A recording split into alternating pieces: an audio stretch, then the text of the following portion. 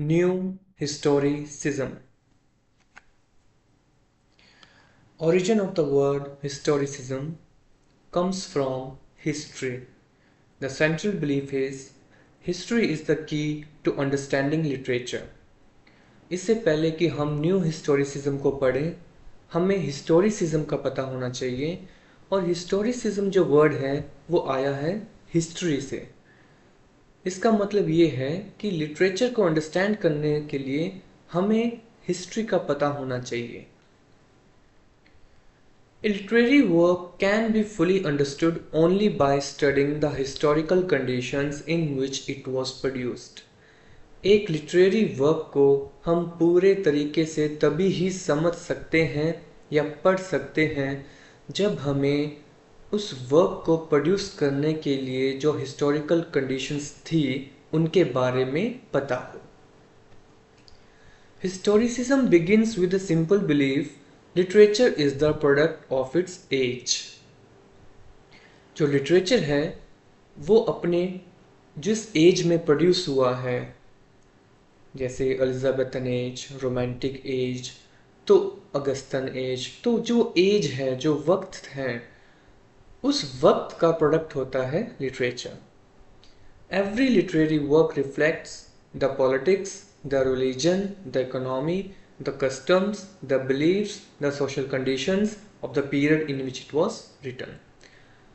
हर literary work reflect करता है according to historicism उस वक्त की पॉलिटिक्स को, उस वक्त के रिलीजन को, इकोनॉमिकल कंडीशंस को, वहाँ तब के कस्टम्स को, बिलीफ्स को और सोशल कंडीशंस को उस वक्त की, जब वो एक लिटरेरी वर्क लिखा गया था उस वक्त की। जैसे कि एग्जाम्पल लेते हैं शेक्सपियर की हैमलेट का। एक हिस्टोरिसिस्ट क्या क्या क्वेश्चन पूछता है, वो हैमलेट पढ़ने से पहले पूछेगा what was England like around 1600। 1600 ईस्वी में इंग्लैंड में क्या माहौल थे।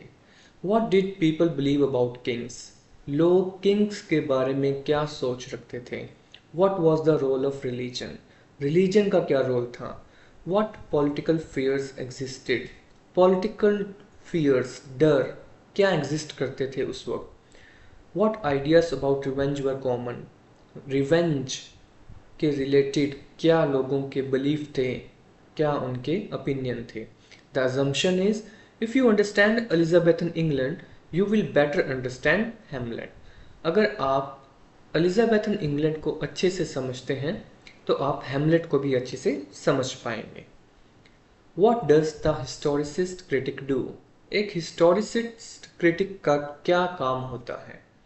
एक historicist critic studies the author who wrote the work.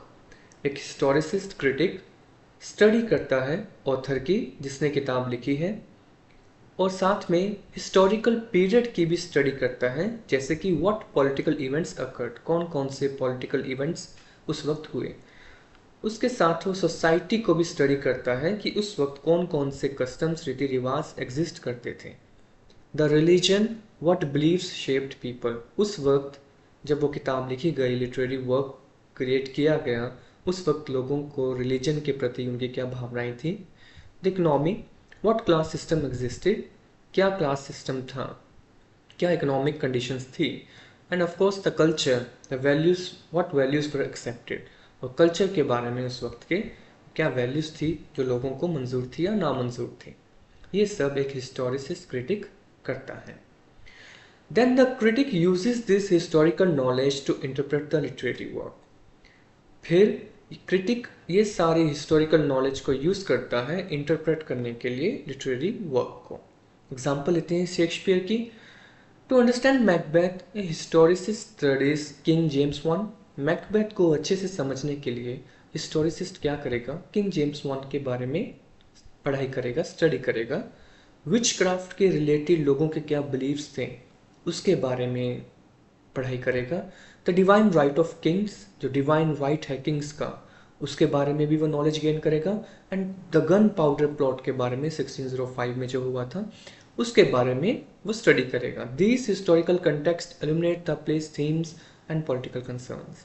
तो मैकबेथ को पढ़ने से पहले वो ये सब करेगा और इस तरीके से वो उस समय के पॉलिटिकल कंसर्न्स और प्ले के थीम को अच्छे से समझ पाएगा। मेन अजम्पशंस ऑफ हिस्टोरिसिज्म, क्या क्या बातें हिस्टोरिसिज्म में मान ली गई हैं तथ्य के रूप में। History is objective, historicism says history is objective. ये बहुत इंपॉर्टेंट है। हिस्टोरिसिज्म मान लेता है कि हिस्ट्री क्या है, ऑब्जेक्टिव है। आई होप आपको सब्जेक्टिव और ऑब्जेक्टिव का मीनिंग पता हो। सब्जेक्टिव मतलब किसी का पर्सनल ओपिनियन या इंटरप्रिटेशन। ऑब्जेक्टिव मतलब जो यूनिवर्सल है, जनरल है, सबके लिए इक्वल है, वैसा। तो हिस्ट्री को जनरल ट्रुथ मान लिया गया है। ठीक है। Historical facts exist independently of us, कि हिस्टोरिकल फैक्ट्स एग्जिस्ट करते हैं हमारे अलावा, इंडिपेंडेंटली। ठीक है। Literature reflects history, literature reflect करता है हिस्ट्री को, इसीलिए कहा गया है books mirror their age. The author belongs to history, the writer's life and historical circumstances help explain the work. किसी भी किताब को अगर पढ़ना है तो ऑथर की लाइफ और उसके जो हिस्टोरिकल सर्कमस्टांसेस थे उसको अगर हम पढ़ लें तो उसका जो वर्क है हम उसको अच्छे से एक्सप्लेन समझ सकते हैं। Context explains meaning, understanding the historical context leads to a better understanding of the text. अगर आपको किसी टेक्स्ट को पढ़ना है उसका आपको कंटेक्स्ट पता होना चाहिए, पीछे का सब हिडन मीनिंग पता होना चाहिए। तो कंटेक्स्ट से मीनिंग में हेल्प होता है। जैसे कि हम एग्जाम्पल लेते हैं हैमलेट की। Hamlet hesitates before killing Claudius, a historicist asked what ideas about revenge existed in Renaissance England. Hamlet hesitate करता है, मतलब वो डिले करता है क्लॉडियस को मारने में। तो हिस्टोरिसिस्ट क्वेश्चन पूछता है कि उस वक्त रिवेंज के रिलेटेड क्या आइडियाज, क्या बिलीव्स चलन में थे। What did Christianity teach about murder. अब हैमलेट क्लॉडियस को मारना चाहता है तो मर्डर हुआ वो, तो क्रिश्चियनिटी क्या, मर्डर के बारे में क्रिश्चियनिटी का क्या कहना है, क्या उस वक्त सिखाया जाता था लोगों को। What did people believe about ghosts, लोगों को आत्माओं में, भूत प्रेतों में क्या भरोसा था उनका। तो ये सब हम समझ लेंगे तो कहता हिस्टोरिसिस्ट कहता हम हैमलेट को भी समझ लेंगे। हिस्टोरिसिज्म को हम समराइज करते हैं। Historicism is a traditional approach to literary criticism that argues that literature can be properly understood only by studying the historical circumstances in which it was produced.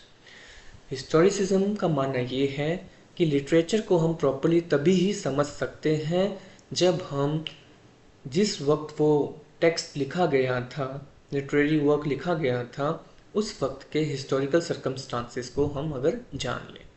It assumes that literary works reflect the political, social, religious, economic and cultural conditions of the age and that historical context provides the key to interpreting their meaning. Historicism में assume कर लिया जाता है कि literary works reflect करते हैं, दर्शाते हैं उस समय के political, social, religious, economic and cultural conditions को, और साथ साथ में हिस्टोरिकल कंटेक्स्ट अगर आपको पता है तो आप किसी भी वर्क को इंटरप्रेट कर सकते हैं। अब हम चलते हैं अपने मेन मुद्दे पर, न्यू हिस्टोरिसिज्म। हिस्टोरिसिज्म और न्यू हिस्टोरिसिज्म में क्या फर्क है ये जानना बहुत इंपॉर्टेंट है। फूको कहता, why do we think history is objective. Historicism ने ये मान लिया है कि हिस्ट्री इज ऑब्जेक्टिव, कि मान लिया उन्होंने। न्यू हिस्टोरिसिज्म कहता, हम क्यों माने कि हिस्ट्री ऑब्जेक्टिव है। ठीक है, तो ये किसने पूछा, फूको ने। He argued history is written by people, कि हिस्ट्री कौन लिखता है, इंसान लिखते हैं। Those people belong to institutions, और ये इंसान कहाँ बिलोंग करते हैं, इंस्टीट्यूशंस में। इंस्टीट्यूशंस एक्सरसाइज पावर, इंस्टीट्यूशंस अपनी ताकतों का, अपनी पावर का इस्तेमाल करते हैं। अब पावर शेप्स नॉलेज, अब पावर से हम नॉलेज को ढाल सकते हैं, बदल सकते हैं, मोल्ड कर सकते हैं, और नॉलेज शेप्स हिस्ट्री। और अगर हम पावर से नॉलेज को बदल सकते हैं तो नॉलेज से हम किसको बदल देते हैं, फिर हिस्ट्री को बदल देते हैं। तो इसलिए फूको की बेस्ट नोन स्टेटमेंट है, power and knowledge directly imply one another. जिसके हाथ में पावर है उसी के हाथ में नॉलेज है। इसलिए हिस्ट्री को ऑब्जेक्टिव नहीं माना गया, क्योंकि पावर जिसके हाथ में है वो अपने हिसाब से हिस्ट्री को लिखेगा। नेक्स्ट है Steven Greenblatt asks a simple question, why are we treating history as if it is completely different from literature. Foucault ने तो अपना क्वेश्चन पूछ लिया कि क्यों हम हिस्ट्री को ऑब्जेक्टिव मानते हैं। ठीक है, वो कहता नहीं मान सकते हम हिस्ट्री को ऑब्जेक्टिव, हिस्ट्री को इंसान लिखते हैं और इंसान पे किसका हुक्म चलता है, पावर का। ठीक है, तो पावर से हिस्ट्री को मोल्ड चेंज किया जा सकता है, तो इसलिए हिस्ट्री ऑब्जेक्टिव नहीं है। अब स्टीवन ग्रीनबेल्ट कहता कि हम हिस्ट्री को अलग क्यों मानते हैं लिटरेचर से, ऐसा क्यों कहता। How do you know anything about the year 1600, आपको कैसे पता कि 1600 ईस्वी में क्या हुआ था, क्या आप थे वहां पे, were you there, no.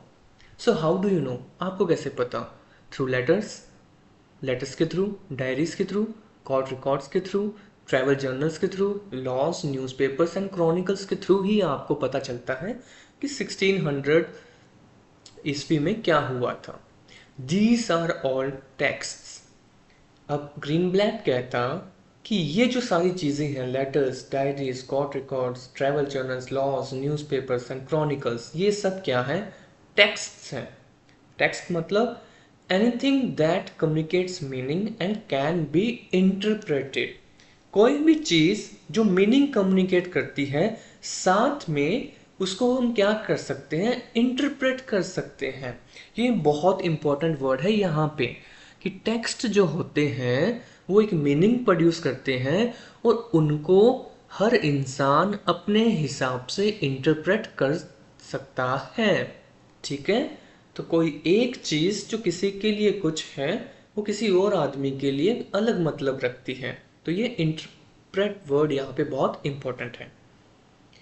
If literature is a text, अब लिटरेचर को टेक्स्ट माना गया है क्योंकि इसमें एक मीनिंग कम्युनिकेट किया जाता है और जो रीडर होता है, पढ़ता है, वो उसको इंटरप्रेट करता है। ठीक है, तो कहता है if literature is a text and history also comes to us through text, और हिस्ट्री हमारे पास किसके थ्रू आती है, टेक्स्ट के थ्रू आती है। So why do we trust one completely and question the other. तो हम ऐसा क्यों करते हैं कि हम हिस्ट्री को तो पूरा ट्रस्ट रखते हैं हम हिस्ट्री पे कि हिस्ट्री में जो लिखा है वो बिल्कुल सही है, और लिटरेचर को हम नहीं मानते, हम लिटरेचर को फिक्शन मानते हैं कि ये तो फिक्शन है। ठीक है, और हिस्ट्री में जो लिखा है वो एकदम सही है, तो ऐसा क्यों। ठीक है, कहता suppose you read a royal proclamation from queen Elizabeth. आपने सोचो डायरी पढ़ी क्वीन एलिजाबेथ की और उसमें लिखा है कि इंग्लैंड इज पीसफुल, और उसी टाइम पे सोचो कोई एक पुअर फार्मर था, उसने भी अपनी डायरी में लिख दिया वी आर स्टार्विंग। तो बताओ विच वन इज हिस्ट्री, आप किसकी बात पे भरोसा करेंगे, क्वीन एलिजाबेथ की बात पे भरोसा करेंगे या उस पुअर फार्मर की बात पे भरोसा करेंगे जो कह रहा है कि हम गरीबी में मर रहे हैं, भूखे, और क्वीन एलिजाबेथ कह रही है इंग्लैंड इज पीसफुल। तो which one is history, both are historical documents, दोनों हिस्टोरिकल डॉक्यूमेंट्स हैं, but they tell different stories, but दोनों की कहानियां क्या है, बिल्कुल अलग है। So history is not one single voice, तो हिस्ट्री एक सिंगल वॉइस, एक सिंगल ट्रुथ नहीं है, it contains many voices. History में बहुत सारी वॉइसेस हैं। एक कोटेशन दी है स्टीवन ग्रीनबेल्ट ने, लिटरेचर शेप्स हिस्ट्री, कि लिटरेचर जो है वो हिस्ट्री को शेप करता है एंड हिस्ट्री शेप्स लिटरेचर, और हिस्ट्री शेप किसको करती है, लिटरेचर को। इमेजिन करो एक Bollywood film about the Indian freedom movement, देश की आज़ादी पे एक फिल्म बनी है, the film is based on history, the so history influence the film. Film में बोला गया है कि ये सत्य घटनाओं पर आधारित है, तो ऑफ कोर्स हिस्ट्री के बेस पे वो फिल्म बनी है। अब लाखों लोग उस फिल्म को देखेंगे और many of them begin believing this is exactly how history happen. और लाखों लोगों को क्या लगने लग जाएगा कि ऐसे ही हुआ था, हमारा देश आज़ाद, या ऐसे ही हुआ था। Now the film is influencing people's understanding of history. अब देखो ये जो फिल्म है वो इन्फ्लुएंस कर रही है लोगों की अंडरस्टैंडिंग को, उनके मीनिंग को हिस्ट्री के प्रति, कि ये हिस्ट्री है। So the relationship works both ways. History से फिल्म बनी, फिर फिल्म से हिस्ट्री वापस उस पर इन्फ्लुएंस किया, तो दोनों एक दूसरे को इन्फ्लुएंस करती हैं। According to Steven Greenblatt, literary works are inseparable from the historical and cultural forces that produce them। कि जो लिटरेरी वर्क्स हैं वो इनसेपरेबल हैं from the historical and cultural forces जिनसे वो बनते हैं। His ideas are captured in the new historicist principles of the historicity of texts and the textuality of history। बहुत important है ये historicity of texts and the textuality of history, which emphasize that literature is historically situated while history itself is known through textual representations। जिसमें ये बताया गया है, ये emphasise किया गया है कि जो लिटरेचर है ना वो हिस्टोरिकली सिचुएटेड है, ठीक है, लिटरेचर पे हिस्ट्री का असर है, while history itself is known through textual representation. और जो साथ में हिस्ट्री पे तो असर है, सॉरी लिटरेचर पे तो असर है हिस्ट्री का, परंतु कहता साथ में हिस्ट्री पर भी लिटरेचर का असर है, टेक्स्ट्स का असर है। The historicity of texts and the textuality of history. Historicity of text का मतलब every literary work belongs to history. हर लिटरेरी वर्क किसको बिलोंग करता है? हिस्ट्री को। Textuality of history, our knowledge of history comes through text. जो अपनी knowledge है हिस्ट्री की वो हमारे पास कैसे पहुंचती है? टेक्स्ट के थ्रू, जैसे कि डायरी, जर्नल्स, लेटर्स, ये सब। Put together text belong to history and history reaches us through text. कि जो टेक्स्ट हैं वो हिस्ट्री को बिलोंग करते हैं और जो हिस्ट्री है वो हमारे पास पहुंचती है through text. New historicism emerged because critics influenced by Foucault became dissatisfied with both traditional historicism, which treated history as objective। New historicism कैसे उभर के आया? क्योंकि फूको जैसे क्रिटिक्स डिससेटिस्फाइड थे ट्रेडिशनल हिस्टोरिसिज्म से, जो कि हिस्ट्री को ऑब्जेक्टिव के रूप में देखते थे। And new criticism which isolated literature from history. और साथ में न्यू हिस्टोरिज्म क्यों आया? क्योंकि एक तो फूको ने जैसे कहा कि हिस्ट्री इज नॉट ऑब्जेक्टिव, ठीक है, जो कि ऑब्जेक्टिव मानते थे हिस्टोरिसिज्म वाले, और साथ में न्यू क्रिटिसिज्म जो मानते थे कि लिटरेचर को आइसोलेट कर दो हिस्ट्री से, विच आइसोलेटेड लिटरेचर फ्रॉम हिस्ट्री। तो इन दोनों से वो जो क्रिटिक्स थे वो निराश थे, उनको कुछ नया चाहिए था, कुछ नया, और तो वो न्यू हिस्टोरिसिज्म ने उन्हें दिया, ठीक है। Stephen Greenblatt proposed that literature and historical documents should be studied together। Stephen Greenblatt ने ये कहा कि लिटरेचर और हिस्टोरिकल डॉक्यूमेंट्स को साथ साथ में पढ़ना चाहिए, because they are interconnected cultural text shaped by discourse, power and historical circumstances. क्योंकि वो दोनों क्या है? इंटरकनेक्टेड हैं एक दूसरे पर। A literary work is not simply a mirror of history। एक लिटरेरी वर्क जो होता है वो सिर्फ हिस्ट्री का एक मिरर की तरह नहीं काम करता हिस्ट्री के लिए। It is one of the cultural forces that helps create the history and culture in which people live.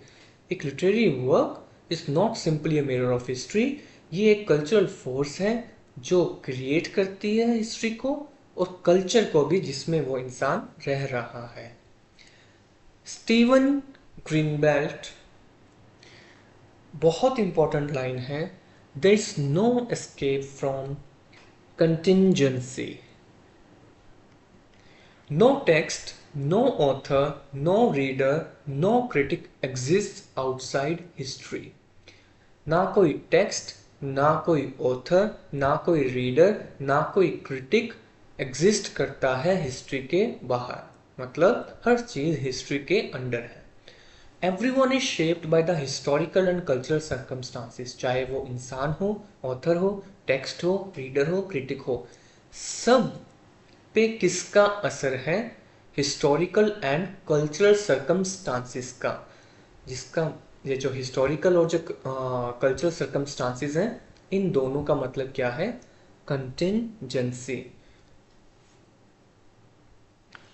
Next है एक quotation, the circulation of social energy, कि जो सोशल एनर्जी है वो सर्कुलेट करती है।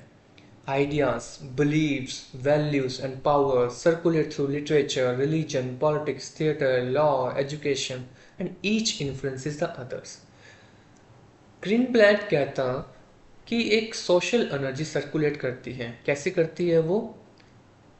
लिटरेचर के थ्रू, रिलीजन के थ्रू, पॉलिटिक्स के थ्रू, थिएटर के थ्रू, लॉ के थ्रू, एजुकेशन के through and each influences the others. और ये सब एक दूसरे पर भी असर डालती हैं। Literature is one participant in this circulation. Literature तो एक छोटा सा एक हिस्सा है इस सर्कुलेशन का। बहुत इंपॉर्टेंट कोट है स्टीवन का, great works of art are not singular, कि जो महान किताबें हैं वो सिंगुलर नहीं है, सॉलिटरी जेस्चर्स नहीं है। सॉलिटरी मीन्स अकेले, but the products of many blended voices, वो प्रोडक्ट्स हैं जिसमें बहुत सारी वॉइसेस एक दूसरे के साथ क्या है? ब्लेंड है, मिक्स है। Shakespeare did not create his place in isolation. Shakespeare ने अपने प्लेस आइसोलेशन में अकेले ही सब कुछ क्रिएट नहीं किया उसने। His works contain religious ideas, उसके वर्क्स में क्या क्या होता है? रिलीजियस आइडियाज होते हैं, पॉलिटिकल आइडियाज होते हैं, सोशल कस्टम्स होते हैं, क्लासिकल ट्रेडिशंस होते हैं, रेनेसांस बिलीव्स होते हैं। तो a literary work is therefore part of a larger cultural conversation. तो इस तरीके से स्टीवन कहता है कि एक लिटरेरी वर्क एक पार्ट होता है लार्जर कल्चरल कन्वर्सेशन का। इसलिए उसने कहा great works of art are not singular solitary gestures but the products of many blended voices। बहुत इंपॉर्टेंट वर्ड सेल्फ फैशनिंग, जहां पर भी आ जाए आपको टिक कर देना है Steven Greenblatt. Self fashioning is achieved in relation to something perceived as alien, strange और हॉस्टाइल। कहता सेल्फ फैशनिंग जो है, हम मीनिंग पढ़ेंगे आगे, वो कैसे अचीव करते हैं? In relation to something perceived as alien, strange और हॉस्टाइल। कोई चीज़ है जो एलियन है, स्ट्रेंज और हॉस्टाइल है, उसके रिलेशन में हम सेल्फ फैशन करते हैं। मतलब क्या है इसका? Self fashioning means the process of creating और shaping one's identity, one sense of self. Self fashioning, ठीक है, खुद की सेल्फ को क्रिएट करना। द प्रोसेस ऑफ क्रिएटिंग और shaping one's identity, one self is called self fashioning. Greenblatt argues that people do not simply discover who they are। Greenblatt कहता कि लोग एक दिन अचानक से सो के उठते और बोलते कि आई डिस्कवर्ड माई सेल्फ। ऐसा नहीं होता। दे कंस्ट्रक्ट और fashion their identities with in a particular culture, कि वो इंसान जो है वो क्या करता है? खुद की आइडेंटिटी कंस्ट्रक्ट करता है, फैशन करता है। ठीक है। Greenblatt says we often define ourselves by contrasting ourselves with someone or something else। Greenblatt कहता कि हम अपने आप को जब डिफाइन करते हैं तो हमेशा हम क्या करते हैं? कंट्रास्ट में बात करते हैं। मतलब Greenblatt कहता we often define ourselves by contrasting ourselves with someone or something else, कि हम जब भी अपने बारे में जिक्र करते हैं तो हम कंट्रास्ट में बात करते हैं किसी और चीज़ के रिलेटेड। जैसे कि एलियन, स्ट्रेंज और हॉस्टाइल। एलियन मीन्स फॉरेन और different, strange means unfamiliar, hostile means seen as threatening और opposed. In other words we often understand who we are by saying who we are not. तो simple words में अगर हम बात कहें तो Steven कहना चाहता है कि हम अपने आप को कैसे समझते हैं किसके थ्रू समझते हैं? By saying who we are not. कोई मैं किसी को कहूँ कि मुझे गोलगप्पे खाना पसंद नहीं है, तो मैंने यहाँ पर अपने आप को कैसे डिस्क्राइब किया है कि मैं वो इंसान हूँ जिसे गोलगप्पे खाने पसंद नहीं है। ठीक है, एग्जाम्पल लेते हैं। शेक्सपियर का जो प्ले है द टेम्पेस्ट, उसमें प्रोस्पेरो डिस्क्राइब करता है कैलिबैन के थ्रू। अब कैलिबैन को वो कैसे डिस्क्राइब करता है? कैलिबैन को वो बोलता है सैवेज है ये, ठीक है, जानवर है ये, अनसिविलाइज्ड है ये, इरेशनल है ये। रैशनल मतलब जिसमें लॉजिकल पावर हो, रीजनिंग हो। इरेशनल मतलब जो इमोशंस में बह जाए, जिसमें अकल ना हो। तो प्रोस्पेरो कैलिबैन के थ्रू अपने आप को डिस्क्राइब कर रहा है। जैसे कि वो कैलिबैन को तो बोल रहा है ये सैवेज है, तो मतलब वो ये कहना चाहता है वो तो जानवर है, वो तो अनसिविलाइज्ड है, पर मैं इंसान हूँ, मैं सिविलाइज्ड हूँ, मैं रैशनल हूँ। तो वो कैलिबैन के कॉन्ट्रास्ट में अपने आप को डिस्क्राइब कर रहा है। इसको बोलते हैं self fashioning. Not simply to describe Caliban, but also to present Prospero as civilized, educated, rational and fit to rule. अब वो कैलिबैन को सैविज बोल रहा है, जानवर बोल रहा है, तो वो अपने आप को क्या बोल रहा है कि मैं इंसान हूँ, मैं रूल कर सकता हूँ।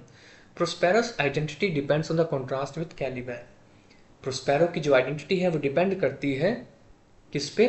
कैलिबैन की आइडेंटिटी के कॉन्ट्रास्ट में। Greenblatt would say that Prospero's self is fashioned in relation to someone perceived as alien or savage or uncivilized or irrational. Greenblatt जो है वो ये कहते हैं कि प्रोस्पेरो ने अपने सेल्फ को फैशन किया हुआ है किसके रिलेशन में, किसके कॉन्ट्रास्ट में? कैलिबैन के कॉन्ट्रास्ट में, जो कि एलियन है, स्ट्रेंज है, सैवेज है, अनसिविलाइज्ड है और इरेशनल है। Greenblatt's statement means that individuals and societies construct their identities by defining themselves against people, cultures or ideas they perceive as different, unfamiliar or threatening. Greenblatt कहता कि individual और society अपनी identity कैसे construct करते हैं? by defining themselves against people, किसके contrast में? against people, culture और ideas they perceive as different. उन चीज़ों के कॉन्ट्रास्ट में जिनको वो कैसे परसीव करते हैं, कैसे देखते हैं, जिन्हें वो डिफरेंट, अनफेमिलियर या फिर threatening. Identity is therefore not innate but historically and culturally shaped through relationships of difference and opposition. तो इस तरीके से आइडेंटिटी जो है वो इननेट नहीं है, बट हिस्टोरिकली और culturally shape through relationships of difference and opposition. Identity create कैसे होती है फिर अगर इननेट नहीं है तो? थ्रू हिस्टोरिकली और culturally, through relationships of different and opposition. Thank you.